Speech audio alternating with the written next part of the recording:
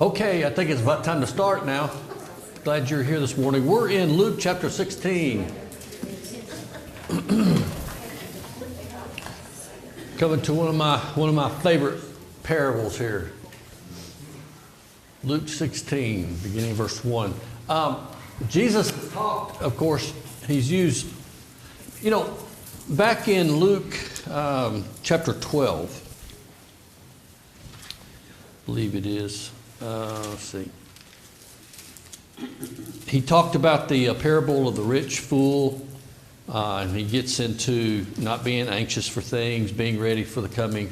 And then in chapter 16, it's like he goes back to this theme of money and our relationship to material things, which is, I think, a good placement in regard to Luke 15, because although Luke 15 we focus on God's love for the lost, we never address the reason, I guess the main reason why the Pharisees had the attitude that they did and why they grumbled when Jesus ate with tax collectors and sinners. One of the foundational reasons is they were lovers of money, and that skewed a lot of their attitude toward people who they associated with.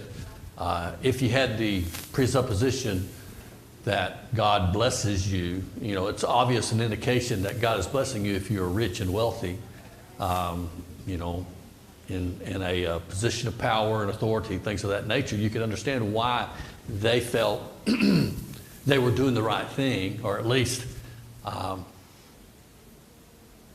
how they looked at others who didn't have those things. And so when we get to Luke 16, there's another emphasis on the relationship of the disciples and everyone in regard to the material world. This parable has been identified to a lot, not to me, but to a lot as a difficult one. It's really an intriguing and strange one. And so I want us to look at this, and whatever is stated in here, remember, the Bible's not contradicting itself. So you have to keep things in a context of what Jesus has taught about the material world and how he's answered some. And I think keeping that in mind will help in understanding the application or interpretation of what he's talking about. We know material things, money in and of itself is not, it's just a thing, right? It's how one uses it. But oftentimes, in making a distinction, which I think he does here, money and material things are associated with what world? The spiritual world or the earthly realm? It's the earthly realm, okay? When we think about the terms righteousness and unrighteousness, okay, unrighteousness would describe or look at, I think, the earthly realm, and righteousness would be focused on spiritual realm, okay, the realities, our relationship to God. So there's a contrast between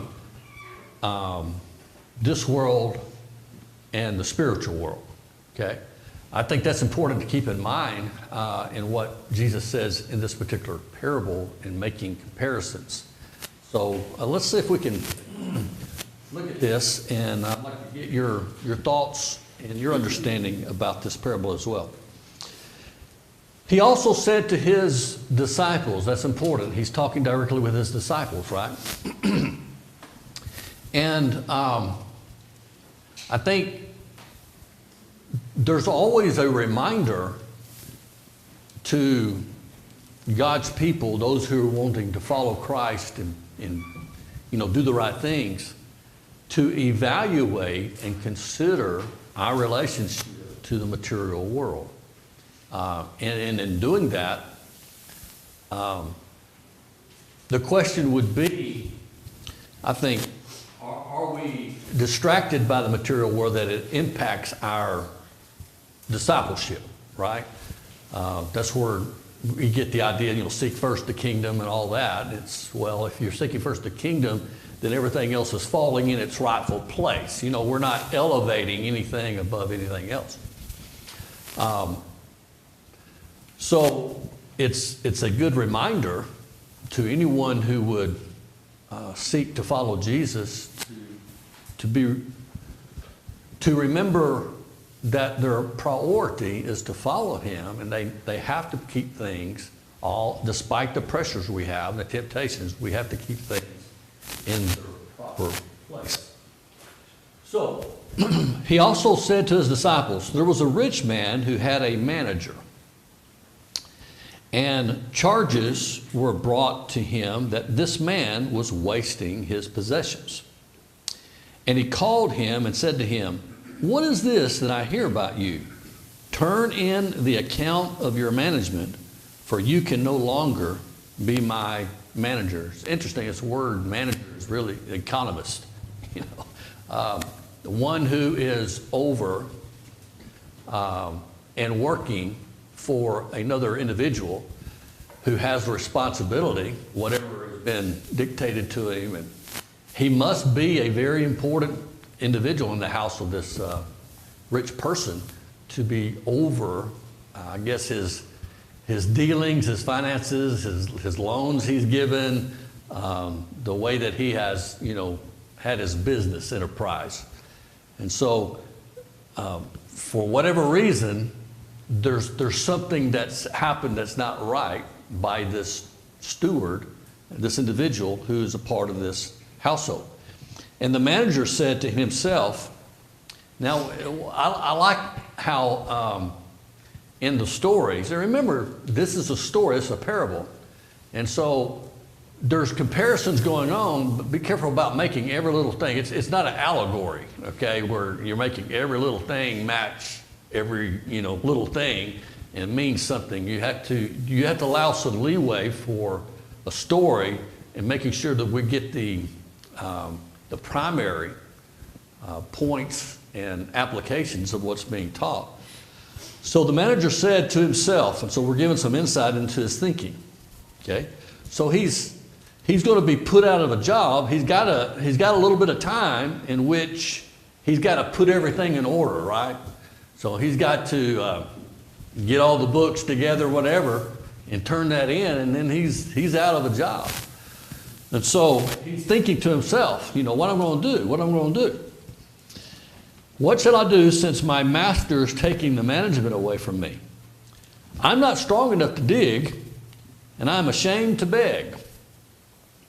I have decided what to do so that when I am removed from management, people may receive me into their houses. Now there's going to be a parallel to this statement later in the application. Okay, so he's thinking, he recognizes his limitations or maybe things he don't want to do. He's not able, he's not strong to go out and, dig ditches and, other manual type of labor. And he's not going to beg because of the shame that's involved. And it would be an embarrassment or a shame. Think about his position that he had. And now he's out here, what a contrast in the state of his own, financial and personal life. So, we're looking at him as an individual. And do you have a problem with what he's thinking in his mind? Why do you suppose Jesus is revealing his thoughts going on? What do you gather from that? Everybody thinks somewhat like he does. There's going to be an urgency, right? You're out of employment, and there's a certain urgency now. You've got to think about what you're going to do. And God has given the just and the unjust a brain, right? Well, he's just using what he's been given, even though whatever he was doing was not acceptable by the manager, but he's figuring things out of how when he gets put out, you know, he's got to make his future somewhat certain. So when he's out and doesn't have anything, there's going to be something that he can do or go to or whatever. Okay, so I think at this point he's being somewhat responsible, you know, even though he's been somewhat unjust and not doing the right things. He's actually thinking ahead a little bit. So I have decided what to do, he says, that when I am removed from the management. So, you know, it looks like everything that he did was accused of is true, whatever the problem was. But he wants people to receive him into his house. So how's he going to do it? So summoning his master's debtors one by one, he said to the first, "How much do you owe my master?" And he said, 100 measures of oil. And he said to him, "Take your bill and sit down quickly and write 50. How do you think those people would have felt? I mean, my understanding, this is about 900 gallons, which would be very, you know, this is very expensive stuff when you consider the amount that was. So these are individuals that are indebted, and they're probably other wealthy people, or people who have done business with him.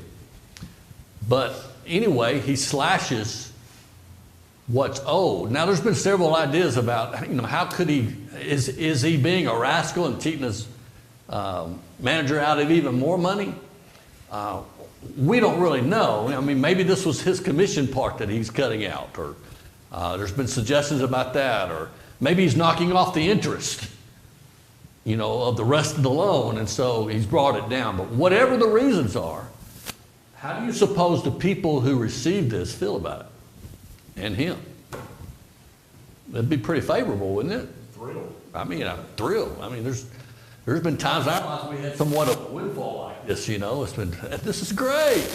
So he does this, and he's doing it intentionally.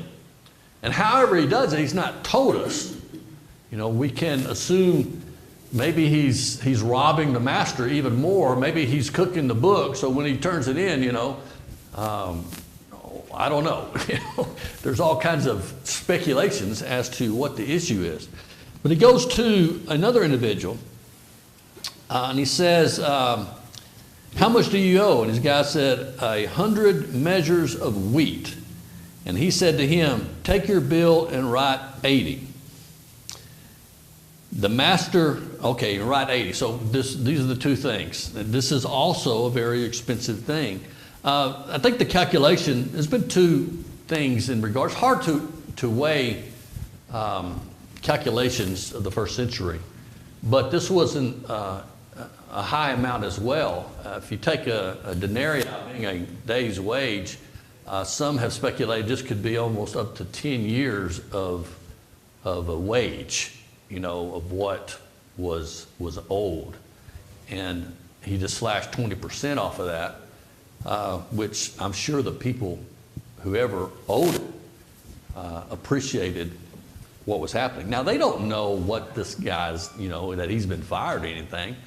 He's trying to cover up the rumor that he will be fired, or, you know, or whatever, but these people are going to have a good feeling about him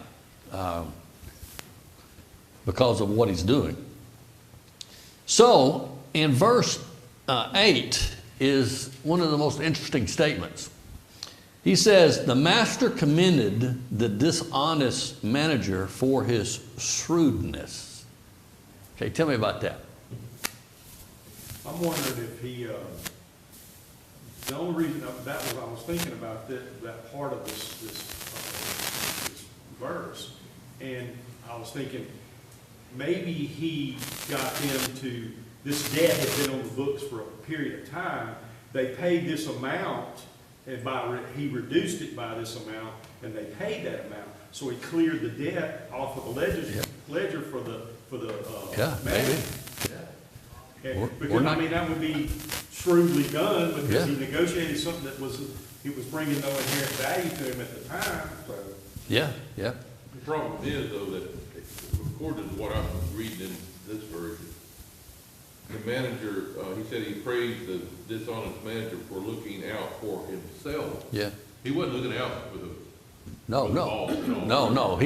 I don't think we're to think that he's doing good, for the sake of doing good to somebody else. He's watching out. He's trying to figure out how he can survive after he is released, right? That's his main thing.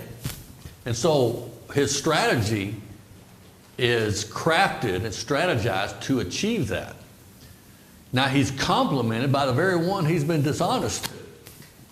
The manager said, you're really shrewd, which is what my translation, or what does your say? That he was the manager for looking out for himself. For, it's something for you looking out for yourself. There was somewhat of impressed. This isn't strange. Think about the Tower of Babel. Okay, what was impressive about the Tower of Babel back in the book of Genesis?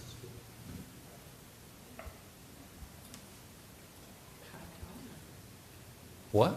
They were all working together. They were all working together to make a name for themselves. You remember what heaven said about them. What did the Godhead say? That nothing would be impossible. Nothing would be impossible for them to do, Now, I don't think they were thinking about, they in their minds were building a great tower to the quote-unquote heavens. Probably to think about, there's some old,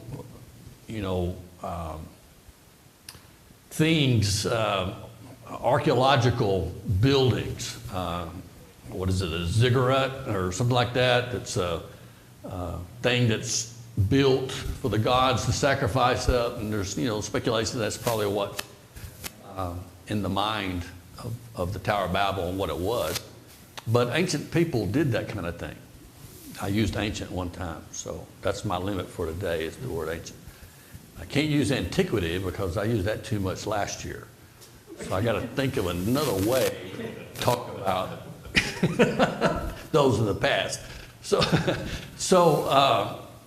God, what's fascinating to me, and I've often used this and talk about human potential, God recognizes human potential. There's human potential for good and human potential for evil, okay? It's just showing God recognizing, hey, nothing will be impossible. They will make a name for themselves. So God went down and what did he do? He confounded their languages to get them to do what he had, originally commanded and wanted the people to do, is go and populate the earth. So the manager compliments the shrewdness, the inventiveness, the strategery of what this manager had decided to do, right? Would you be impressed with that too? Well, I don't know. I think he's defrauding his master. And it's wrong. Well, it is wrong. I mean, I'm not, but he recognized, it's almost like, why weren't you this way when you were working with me? How come it's A lot of now? times titans of business will recognize this kind of thing in employees and reward them for it, even though, like I say, they're dishonest. They still want them to be, display some creativity, thinking on their feet, ingenuity. How many times, I'll tell you one that was in the home title business who used to steal home title loans is now an advocate for, securing title loans and showing the feds and everybody how it was done. They recognized his talent, and they got him to, okay, well, let's use your abilities in a better way instead of you going the criminal way. Which He also recognizes the seriousness of the situation. Yeah. I mean, he takes it serious, and he's being active in what he's doing to resolve the issue that he's got personally for himself. So, Yeah. I mean, he can get, you know, serious. It sounds like a politician. He Because does, yeah. what his master is seeing it, it's doing good for him, but what he sees it, if I reduce what they owe and my master kicks me out, maybe I could go Yeah, over to them. exactly. And that's his plans. So the master commended the dishonest manager. He is dishonest, it's recognized, for his shrewdness. And then the statement is made, for the sons of this world are more shrewd in dealing with their own generation than the sons, and now he brings into comparison the sons of light. So you got the sons of unrighteousness, sons of darkness, and then you got the sons of light. Who are the sons of light? Disciples of Jesus. Yeah. Would be the primary target, but generically speaking, it would be those who are followers of God, or sons or children of light, as opposed to the children of unrighteousness. What does he mean that sometimes those in the world are more shrewd in their dealings concerning themselves than children of light? That's the first thing. They have more zeal or passion for it than a lot of times that people should have that same zeal and for God's word and for the truth, but they don't. They seem to be more passionate for worldly things than they are these. That's the comparison. Yeah, it's going to go into, you know, the material and the spiritual, but do the children of light exercise, if you please, strategically and think about their future like this shrewd manager? Do they? Often no. Yeah, it's not often. But shouldn't we? Yes. Is the point. Shouldn't we? I remember when I was at University Church and I was talking, we had a group of us guys that kind of, we'd eat breakfast together, or we'd do different things and meet sometimes. But I called us, I wanted us to become a shrewd group. I wanted shrewdness to be in there. In other words, I would welcome the idea to have a Christian, not a think tank, but a shrewd tank of how to defeat evil in our world, how to do, to think about how to strategize and leverage God's will in our culture. You know what I'm saying? I'll give you an example. Go ahead. I was going to say, along with what you're saying, think about Elon Musk, okay? How people look at him and how they perceive him and his intelligence and the things that he's done. If the Christian world looked at Jesus Christ the same way generationally, but this time, would you have what you're asking for? Because people take so much value that he can say something and sway the stock market. Yeah. You know, so I'm making the example that if people looked at, they don't have the same mindset with Jesus and the truth that they do with things in the business world, because it's just a different. They're so entangled in the world. Right. Yeah, I'll give you an application of this. One of our Christian colleges, Harding, bought up all the liquor licenses of the area and stowed them away. All the liquor licenses that were available. So it's a dry county. No one can come in there and, have a place of alcohol, sell alcohol, because they got all the liquor licenses. They're not opening up anything. Jesus got them. What do you think about that? Thought that was interesting when I learned that.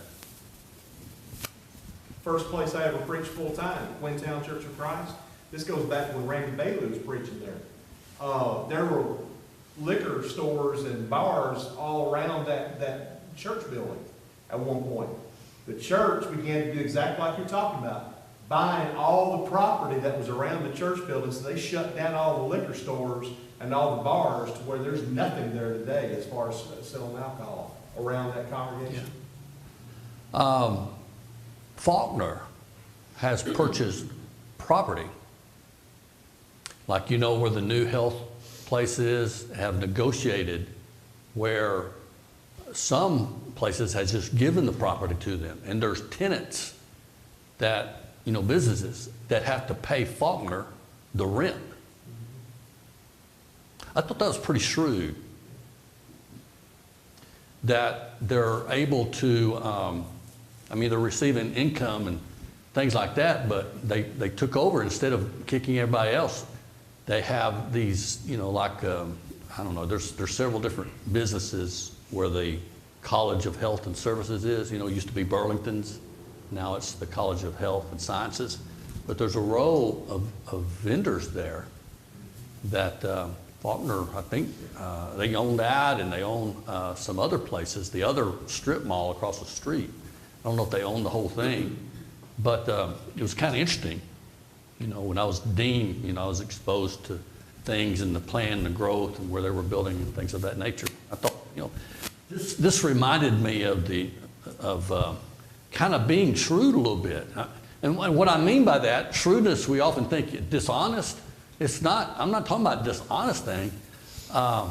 It's almost like beating Satan,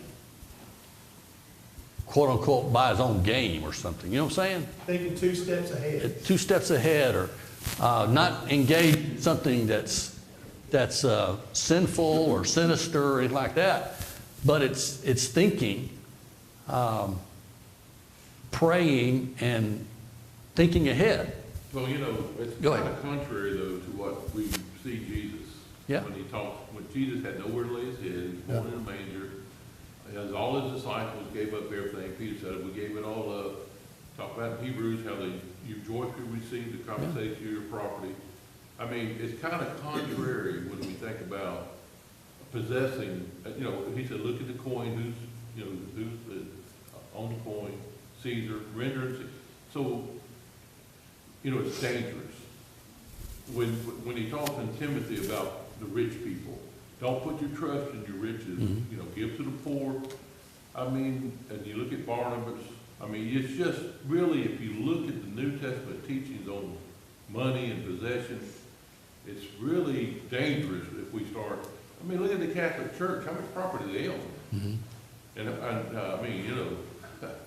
and they don't buy liquor stores up to shut them down, they buy liquor stores up to drink it. I used to do work for the Catholic Church, and they would take raffles into bars, they would put baskets of liquor and raffle off to bring money into the church. I'm not talking about the church, us as the Elmore Church. I'm more referencing individual Christians. And God has blessed us. We often pray how God has blessed us with material things. And it's thinking about our use of that, which is one of the points of this parable. It's our relationship to it. And I think you're right. It's to, I think your words about generosity is going to be the key point as we see Jesus continuing making the comparisons. Didn't I tell you that this parable is interesting?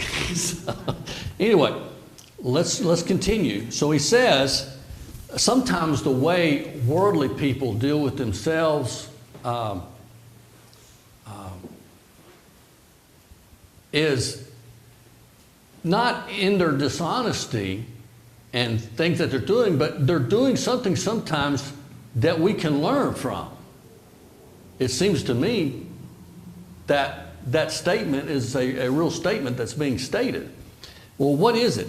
So the master commended the dishonest manager for the shrewdness, for the sons of the world are more shrewd in their dealing with their own generation than the sons of light. I tell you, make friends for yourselves by means of unrighteous wealth. I think unrighteous wealth is just money. Okay, it's earthly.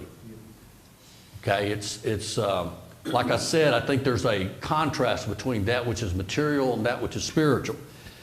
Make friends for yourselves by means of unrighteous wealth, so that when it fails, what fails? Is it what's when the money's gone, when it fails, they may receive you into eternal dwellings. Notice the reason this parable is difficult is that there's a slide into the spiritual. So, what is he committing? What is he wanting us to do in making friends with material things? How do we as Christians make friends with material things that looks out for our eternal future? Maybe that's the way to. Does that make sense? How do we make friends with unrighteous or material things, unrighteous mammon? So in regard to spiritual things, we'll be received into eternal dwellings. That's the question. Well, just like what we're doing with the food pantry. We're using our money Right? to buy food and to give it to people in need. And that's doing a good thing for the community in hopes, not only that we receive an eternal blessing because of our giving, but in hopes that they'll receive an eternal blessing because of their So receiving. the implication may be that those who receive us into eternal blessings are those who have been impacted by our generosity. Right. It's a money laundering scheme. I mean, really, you're taking unrighteous funds, and you're taking them and using them for a purpose that is right. Because, I mean, Exactly. you're justifying the things in the world, knowing that they're perishable, but you're investing it in something that's permanent. Yeah. There's another way of saying this that I think is a commentary. Lay up treasures in heaven. I think that's a commentary of what he means here, is that we are to look at our material things as being used and investing in spiritual reality. So it's emphasizing our spiritual relationship and the true relationship that we have with material, unrighteous mammon. The problem with the parable is the wicked servant. Because if we think that we can receive material gains by our wickedness and then use that money that's received in a wicked way to reap eternal blessings, then that the whole premise is wrong. No, I don't think that's the Yeah, but the see, premise. that throws a kink when you started off with this wicked servant being Well- blessed by the. I didn't say bless. I said the comparison is being made by Jesus. I'm not throwing it in. I know, but He that's is what I'm saying. commending. We got to be careful. He's commending, though, the efforts, which is commendable in a certain worldly realm. I mean, people. But do all kinds. spiritually You got speaking- drug dealers taking their money. and I know, but we're giving not it talking to about good that. things. But Jesus makes it clear what everybody's he's subject to be corruptible. I mean, even people with the best intention in religious organizations, how many of them have, Amen. done Yeah. things that Yeah, but be it's careful. not. I mean, Yeah. that's separate from, using the evil servant as an example. I mean, there's things that you can learn. I mean, you can always serve as a Yeah. bad example, but, Well, there's something commendable about him. right. Is that he thought about his situation and thought about his future. I think that's what we do. We're concerned about a situation and we look to our future. So what do the children of light do? Well, they engage in that which is proper, right? Generosity, putting their material things in the right place, using them in the right ways, laying up treasure in heaven, so to speak. I mean, that's being, in a sense, with the children of light, from a comparative speaking, what the wicked servant is doing. Yeah, he's wicked, but what did he do? He was more actionable than the children. He's of more light. actionable. It's like David indicated earlier. I don't know whether it's true or not, but do we think about our futures in such a way that the wicked person was thinking about how they were going to receive, right? He was planning ahead. He was planning ahead. Do we? Yeah. He had a sense of urgency. Sense of urgency, planning ahead. So what is it that Jesus wants to do? I think the first thing is he wants us to be generous in our use with unrighteous mammon. Now remember, I think the phrase unrighteous mammon is tantamount to worldly things, okay? Which, that's what we have. You know, we have material things. It's of this world. It's not going to be lasting. It'll be disposed of. And what's going to be left is what? The spiritual. So that's the comparison. It's for us to be diligent, to think about our future, to make preparations, to lay up treasure in heaven, to use what God's blessed us with in ways that are spiritual, to trust God and be faithful with that which we have on this earth. I don't think there's a direct parallel on everything in the parable, but I do think that Jesus is making the emphasis that we need to be active, engaged, faithful in our relationship to the material, because we're making our way to be welcomed into eternal dwellings, to heaven, to Scott, you our think- place. Do you think he's warning us too, though? I mean, I feel like that it's a warning not to take the material things and have hope in them and confidence in them, because that's No. a false.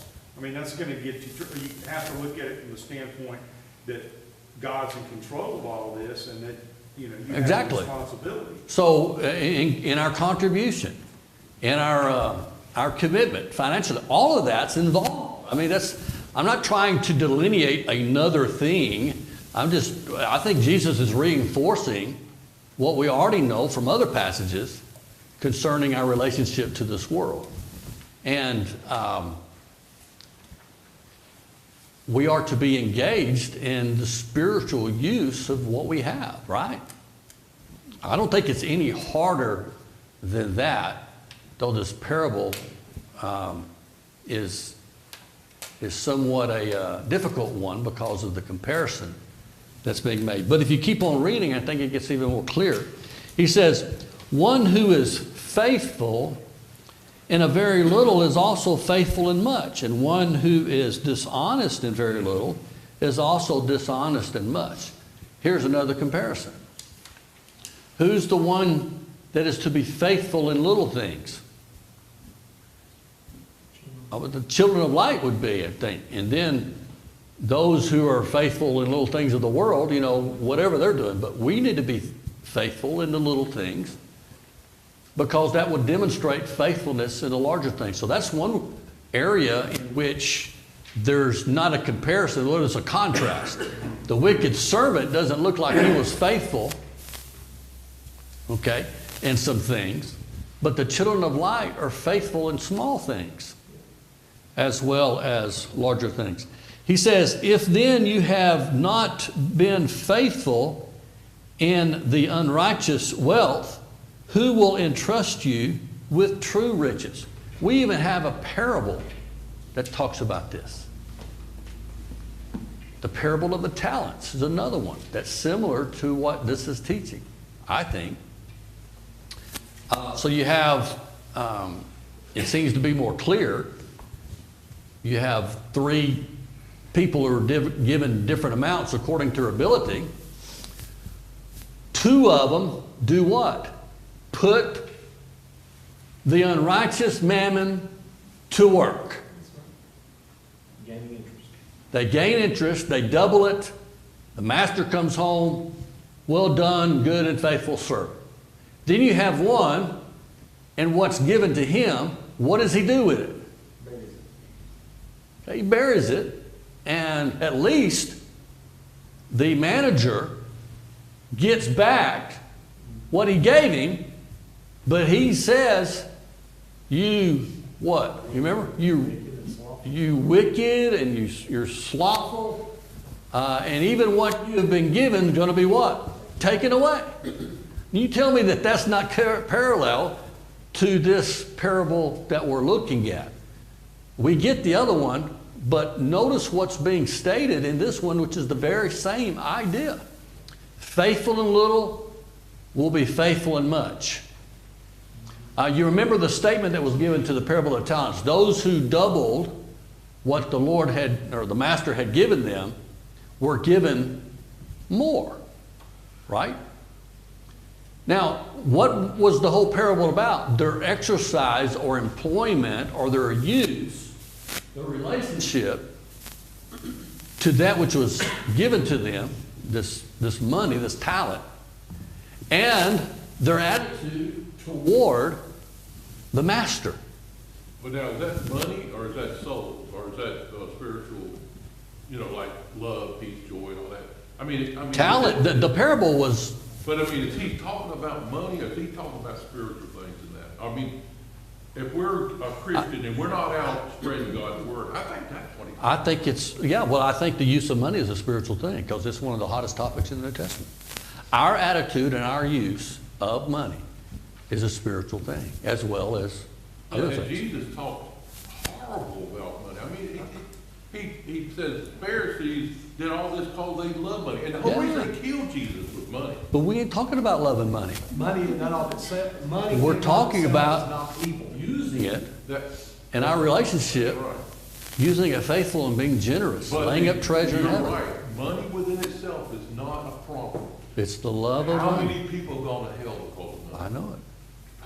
That's Probably not all what of we're talking about here. Yeah. It's I mean, who can you entrust with your spiritual, your spiritual health and welfare? If they can't manage resources, and they can't manage money, or should they be in charge of your spiritual salvation? Same thing with sex. Should Sex they be in a within itself position is of not leadership sin. if they can? Right. Sex is, I mean, the word sex in itself is not sinful. Yeah, I don't think we're Outside disagreeing. of the marriage, it's totally sinful. Are you saying that we shouldn't be wise with material things? I'm saying we gotta be careful. Okay. Very careful. I think I'm talking about that. You're thinking, I get the idea you're thinking I'm running out. I'm just saying that we don't wait, like the talents. I mean, Jesus could care less about money, I'm saying. He cared about souls. His whole reason to come to this earth so that he could seek and save the lost. Yeah. We don't, I mean, money is not, it should not even be an issue with a Christian, I think. Well, I agree as far as our relationship to it. Yeah, we're not to, God's going to provide. I mean, Jesus makes the Sermon on the Mount. To come into this earth and not have The whole point of this parable, as you pointed out, though, is to use it shrewdly and wisely and with a view toward the future so that you can do things for the Lord. We go with the attitude that we're so afraid of money, that we're so terrified of it, that we just don't need to use it. That's exactly opposite to what Jesus is talking about here, in my view. All right, so why didn't Jesus come to this earth as a wealthy person? Why did he have to borrow somebody's grave to be buried? I don't think that's... Born in a manger. I mean, I think he set the example for us. Yeah, and I think the parable is addressing your very concern that it's illustrating our relationship, our spiritual relationship to God, but we still use that which we have and we've been blessed. And I've noticed lots of prayers how blessed we are to give, to be generous. In doing so, we're acting in a way that's spiritual, and we're laying up treasure in heaven. I mean, it's not the material. I mean, we want treasure in heaven. We want to be in heaven. But I have a talent that's been given to me. You know, whether it's whatever, money. I'm using the word talent to represent all the environment that's around me. We need to be about being in our faithful use of that and our generosity for that. Okay, he says, one who is faithful in very little is faithful in much. If then you have not been faithful in the unrighteous wealth, who will entrust you to true riches? So if we're not showing our faithfulness in what we have materially, there is that issue. And I think this is why the parable of the talents is parallel to this. And if you have not been faithful in that which is another's, who will give you that which is your own? No servant can serve two masters, for either he will hate the one and love the other, or he will be devoted to the one and despise the other. You cannot serve God and mammon. And that's the whole point, that we're shrewd enough to understand our relationship to the material world. We're not serving the material, we're serving God with the things that we have. That's what I think Jesus is teaching in the parable. Mine literally says you cannot serve both God and money. Yeah, you can't serve both God and mammon. God and money is what mammon is material money. So none of us would say that we're serving money or that it's the priority. What we're saying is that we use it to the glory of God. That's what I believe the parable is all about. Okay, well, time's out. That's a good discussion. Appreciate it very much.